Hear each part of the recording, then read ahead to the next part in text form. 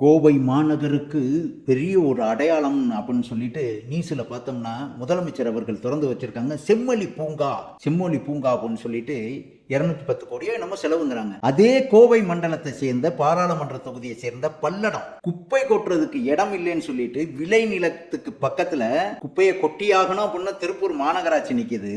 அதுக்கு ஒரு 5 ஏக்கரை தனியார்ல வாங்கி ஒரு 50 ஏக்கர்ல வாங்கி ஒரு 25 கோடியில வெளியில ஒரு இடத்த வாங்கி குப்பையை கொட்ட முடியல. தமிழை வளர்க்குறோம்னு சொல்லிட்டு தமிழ் மக்களின் விவசாயத்தை அவங்களுடைய பாரம்பரியம் இன்னைக்கு திருப்பூர் மார்க்கெட்டுக்கு 50% காய்கறி வரக்கூடிய பகுதியில் இன்னைக்கு குப்பையை கொட்டுற போராட்டங்கள், குப்பையை தடுக்கக்கூடிய போராட்டங்கள் 1 மாச காலமா நடக்குது. நேத்துல இருந்து கன்னியூவா அங்கே அமர்ந்து இன்னும் நகராமல் போராட்டங்கள் நடத்திக்கிட்டு இருக்காங்க. ஆனா திருப்பூர் மேயர் அவர்கள் இவர்களை பார்க்காம முதலமைச்சரை பார்க்கறதுக்கு கோயம்புத்தூர் போயிருக்காங்க. இத்தனை கோடி ரூபாயில் பிரம்மாண்டமான கட்டிடம் தேவையா அல்லது நம்மளது கழிவு குப்பைகளை கொட்டக்கூடிய இடம் தேவையா அப்படிங்கிறத தமிழக அரசு சிந்திக்கும்னு நினைக்கிறேன். ஆனா உண்மையிலே இதை பார்க்கும் பொழுது தமிழ் வாழ்க தமிழர்கள் சாக அப்படிங்கிற நிலைமையில இருக்குமோ அப்படிங்கிற கேள்விக்குறியா இருக்கு.